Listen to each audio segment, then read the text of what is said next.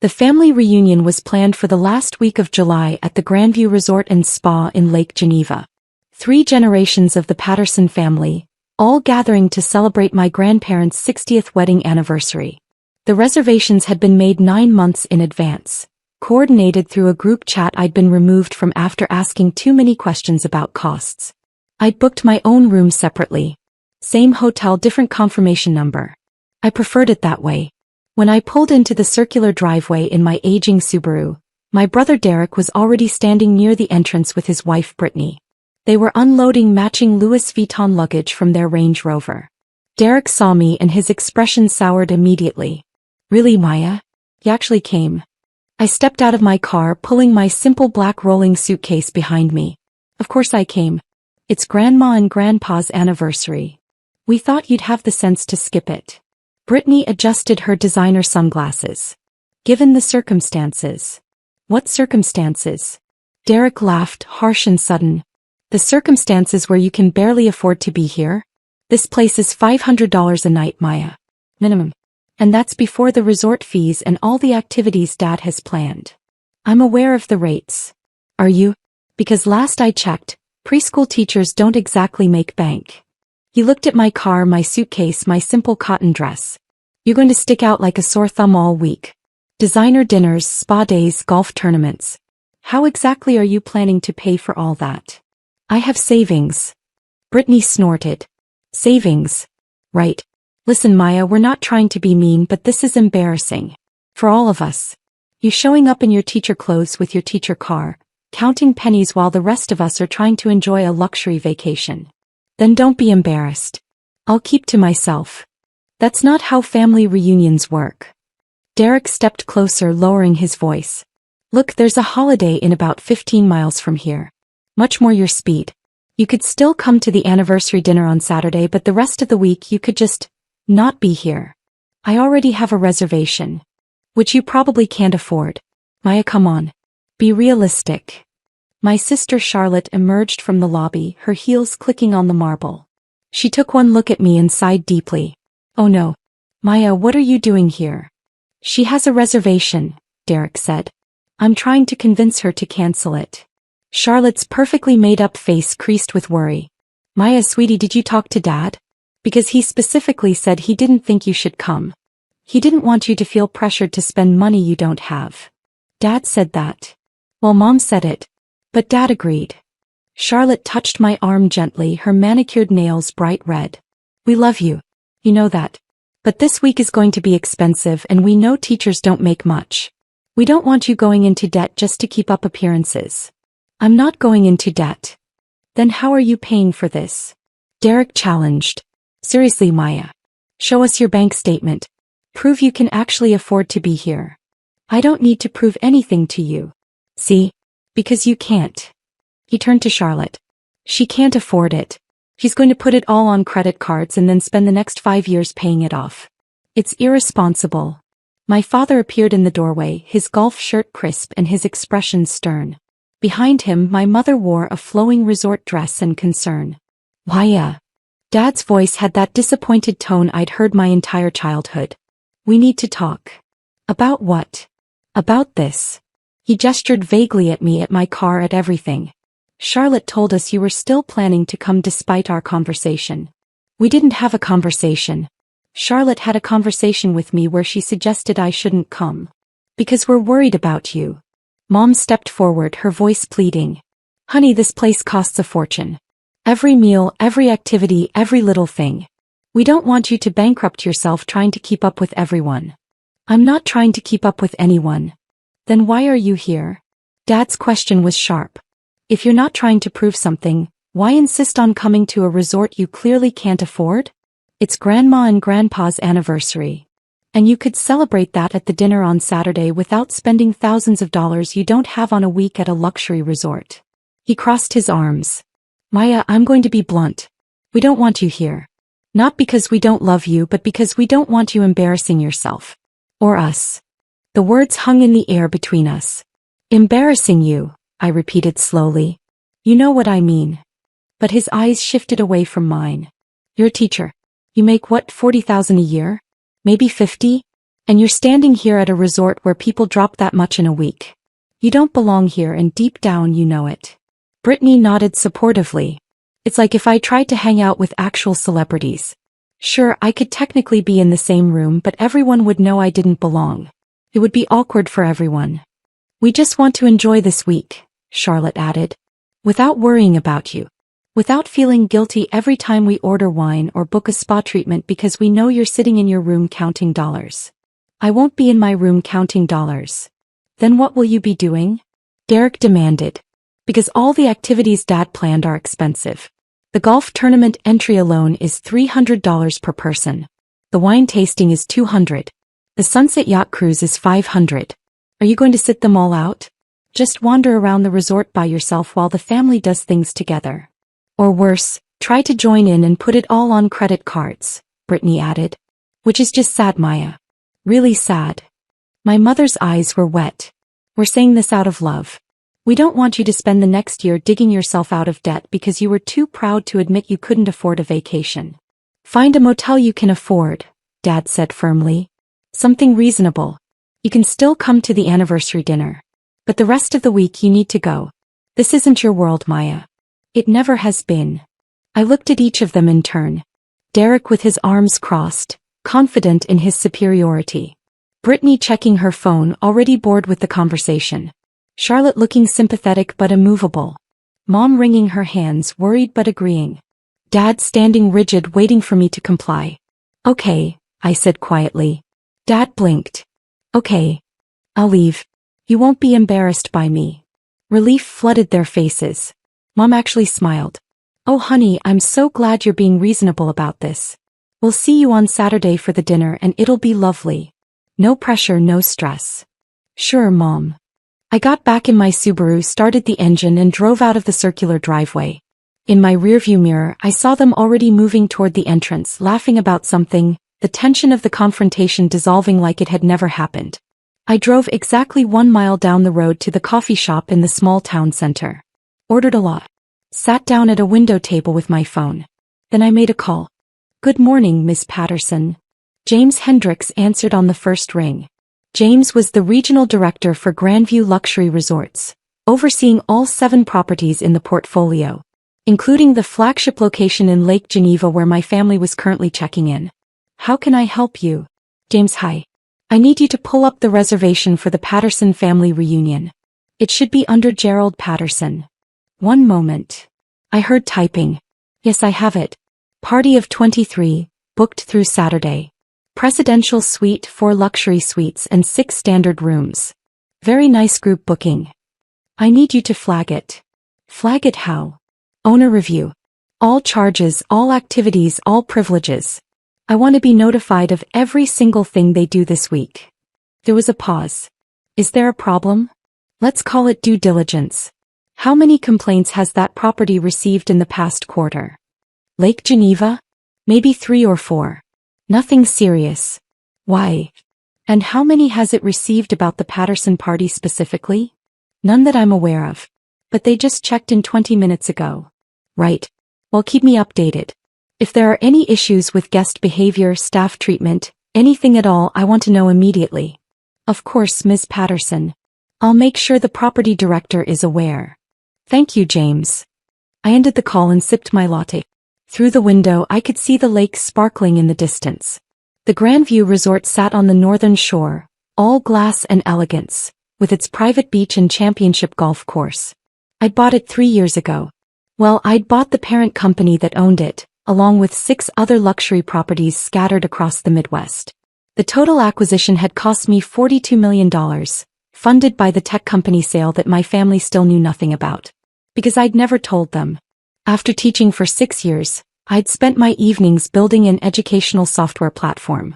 Something I genuinely cared about, that helped teachers manage classrooms more effectively. I'd worked on it alone at first, then hired developers as it gained traction. Within 3 years we had 12,000 schools using it. When a major education technology corporation offered to buy it, I'd said yes. The sale netted me $68 million after taxes. I kept teaching for another year because I loved it. Then I'd quietly transitioned to consulting and started investing. Real estate felt tangible, understandable. Hotel seemed like a natural fit. The Grandview chain was struggling when I bought it. Good properties, poor management, no vision. I'd replaced the executive team, upgraded facilities and implemented new training programs for staff. Within 2 years we were profitable again. Within 3 we were thriving. My family knew I'd changed jobs. They knew I did something with consulting. They'd never asked for details and I'd never offered them.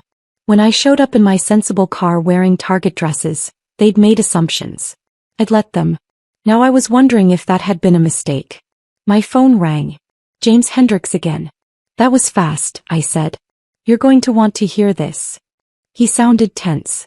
I just got a call from Margaret. She's the property director at Lake Geneva. Apparently your father demanded to speak with management about 10 minutes ago. About what? He's claiming there was a booking error. Says a room was reserved under the name Maya Patterson, and he wants it cancelled immediately. Says the person who booked it isn't actually coming and he doesn't want to be charged for it. I closed my eyes. What did Margaret tell him? That she couldn't cancel a reservation without authorization from the guest who made it. He got aggressive. Started saying he's the head of the family party, that he should have authority over all the bookings, that it's ridiculous a hotel wouldn't listen to a guest spending over $50,000 for the week. $50,000? I whistled. He's really going all out. Apparently. Margaret held firm on policy, but he's demanding to speak to her supervisor. He's in the lobby right now making a scene. Tell Margaret I'm coming back. 20 minutes. You're coming here? I own the place, James. I can come whenever I want. I heard him smile. Fair point. I'll let her know. The drive back to the resort took 15 minutes. I parked in the owner's reserved spot, a space my family would have walked right past without noticing, and entered through the side entrance that led directly to the administrative offices. Margaret Chin was in her office on the phone looking stressed. She was 53, brilliant at her job and had been with Grandview for 6 years, 3 before my acquisition and 3 after. We'd worked closely during the renovation process. She knew my family was here. She didn't know they were my family. She looked up when I walked in and relief flooded her face. She wrapped up her call quickly. Miss Patterson. Thank goodness. James filled me in. Is my father still in the lobby? Your father. She blinked. Gerald Patterson is your father? Unfortunately. Oh no. Oh Miss Patterson, I'm so sorry. If I'd known. You handled it exactly right. Don't apologize. I sat down across from her desk. Tell me what happened. She explained the confrontation. Dad had approached the desk demanding the cancellation. When the front desk clerk explained they needed authorization from the guest who made the reservation, he'd raised his voice. Said it was absurd that a hotel wouldn't work with its biggest spender of the week. Implied the clerk was being difficult on purpose. Demanded a manager. Margaret had come out, reiterated the policy, and offered to try calling the guest to request authorization. Dad had refused, saying it was unnecessary, that he was telling them to cancel it and that should be enough. He's still out there, Margaret said. Sitting in the lobby with your mother and siblings, complaining loudly about poor customer service. Other guests are starting to notice. I see. I stood up. Let me handle this. Are you sure? I can have security. No security. Not yet. Let me talk to them first. I walked down the hallway toward the lobby, my footsteps silent on the plush carpeting. Through the glass doors I could see my family clustered near the fireplace. Dad was gesturing emphatically while talking to Derek. Mom looked embarrassed. Charlotte was on her phone. I pushed open the doors and walked straight to the front desk. The clerk, a young woman named Sarah who'd been with us for 8 months, looked relieved to see me. Miss Patterson, she said quietly. I'm so sorry about the situation. You did great, Sarah. Don't worry. I raised my voice slightly. Now, I understand there's an issue with a room reservation? Dad's head snapped up. He strode over to the desk, ready for another fight. Finally, someone with authority.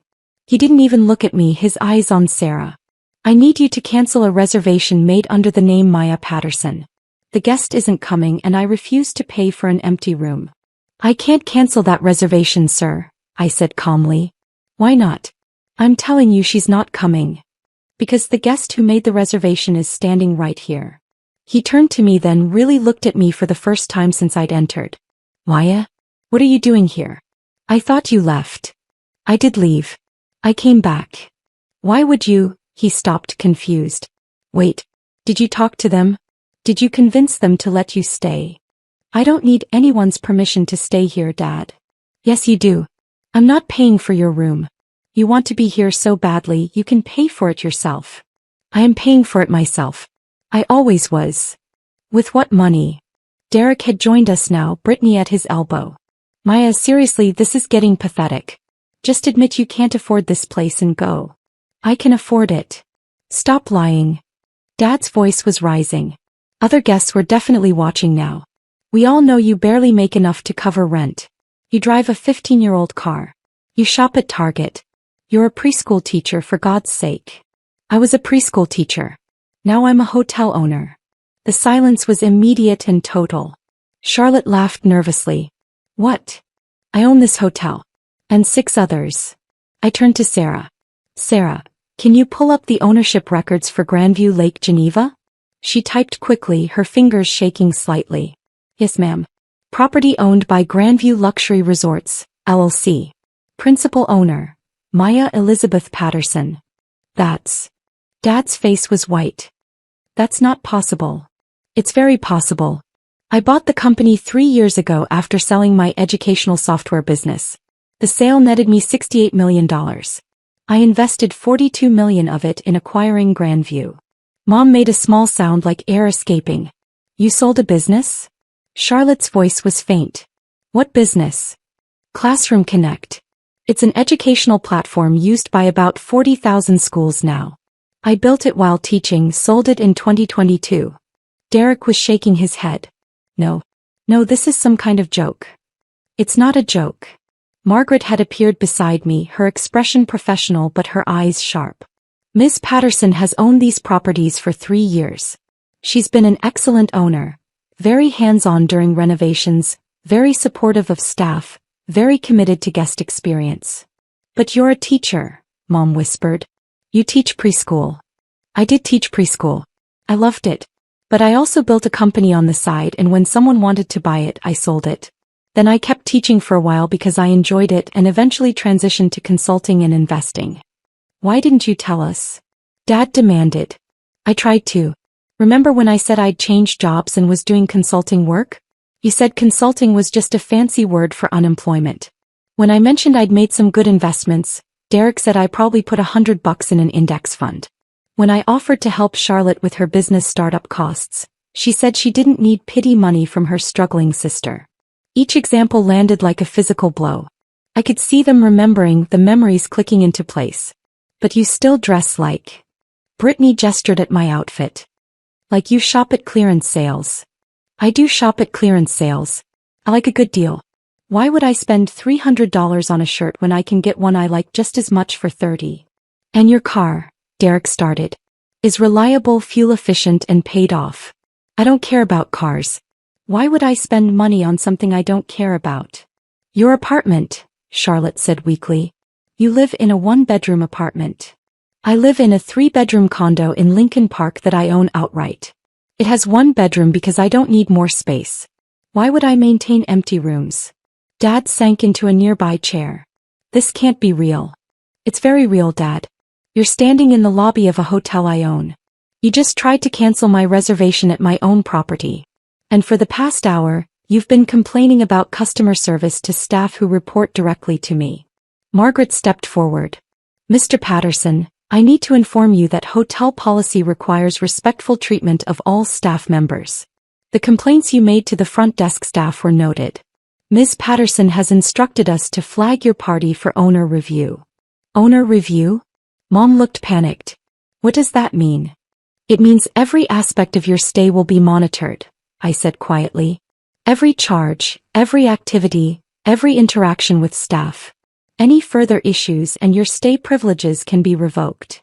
Stay privileges? Dad's voice cracked. Maya, you can't be serious. You're going to kick us out. You kicked me out 2 hours ago. Told me I didn't belong here. Told me to find a motel I could afford. We didn't know. Know what? That I own the place. Or that I could actually afford to be here. I looked at each of them. Would it have mattered if I was just a teacher who'd saved up for this vacation? Would I have belonged then?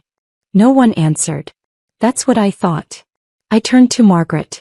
The Patterson party can stay, but the owner review flag remains active. Any staff complaints, any behavioral issues, any problems at all, I want to know immediately. Yes, ma'am. Maya, wait. Mom reached for me but I stepped back. I have a reservation here. Room I paid for. I'm going to check in now and enjoy the facilities. You all can do the same. But if you approach me, if you harass me, if you try to have another family meeting about how I don't belong here, I will have security escort you from the property. Are we clear? Dad's face was red. You can't do this. We're family. Family who told me I was an embarrassment. Family who didn't want me here. Kept my voice level. I'm giving you what you wanted. You get to enjoy your luxury vacation without worrying about your poor sister counting pennies. I'll be here too, but you won't have to acknowledge me. You can pretend I don't exist, just like you've been pretending my success doesn't exist for 3 years. We didn't know about your success. Charlotte protested. You never told us. I tried to tell you. You didn't listen. You made assumptions about who I was and what I was worth, and you never questioned those assumptions. Not once in 3 years did any of you ask me about my work, my investments, my life. You just decided I was failing and treated me accordingly. Sarah handed me a key card. Room 412, Ms. Patterson. Top floor, Lakeview. Your usual suite. Thank you, Sarah. I took the key, then looked back at my family one last time. Enjoy your vacation. Try to be kind to the staff. They work hard. I walked toward the elevators, my rolling suitcase trailing behind me. Behind me, I could hear my family erupting into urgent whispered conversation, but I didn't turn around. The elevator doors closed and I leaned against the wall, suddenly exhausted. My phone buzzed. A text from James Hendricks. Margaret briefed me. Are you okay? I typed back, fine. Just tired. Take the rest of the day. Decompress. I'll handle anything that comes up. Thanks, James. Another text, this time from a number I recognized as Charlotte's. Maya, please. We need to talk. This is insane. You can't just shut us out. Then Derek. You're being extremely immature about this. So we made a mistake. Get over it. Then Brittany. If you're really rich, why do you act so poor? That's honestly kind of manipulative. Then Mom. Sweetheart, I'm sure this is all a misunderstanding. Let's have dinner tonight and work this out like adults. Then Dad, this is absurd. I'm your father. You will speak to me with respect. I turned my phone off. The suite was beautiful, floor-to-ceiling windows overlooking the lake, a king bed with luxury linens, a marble bathroom with a soaking tub. I'd stayed here dozens of times while overseeing renovations and operations. It felt more like home than my family had in years. I ordered room service, changed into comfortable clothes, sat on the balcony watching boats drift across the water while the sun set in shades of orange and gold. Somewhere in this hotel my family was probably still talking about me, trying to understand, trying to reconcile the sister they thought they knew with the reality they'd just discovered. Maybe feeling guilty, maybe feeling angry, maybe both. But that wasn't my problem to solve. I'd spent 3 years being quietly successful while they assumed I was struggling. 3 years of gentle corrections that were ignored, of accomplishments that were dismissed, of trying to share my life with people who'd already decided what my life was. I was done trying. Tomorrow I'd go to the spa, book a massage, maybe play a round of golf. Enjoy the resort I'd worked hard to restore and maintain. And if I happened to see my family in the hallways or restaurants, I'd smile politely and keep walking. They wanted me to find a place I belonged. I had. It just wasn't with them. My phone, still off, sat on the nightstand. I knew when I turned it back on there would be more messages. More demands for explanations, for conversations, for me to make them feel better about treating me poorly. But not tonight. Tonight I was going to soak in the enormous bathtub, watch a movie on the premium television, and sleep in 1,000 thread count sheets at the hotel I owned. And tomorrow? Tomorrow I'd see if my family could manage to get through one day without embarrassing themselves at my resort. Somehow I doubted it.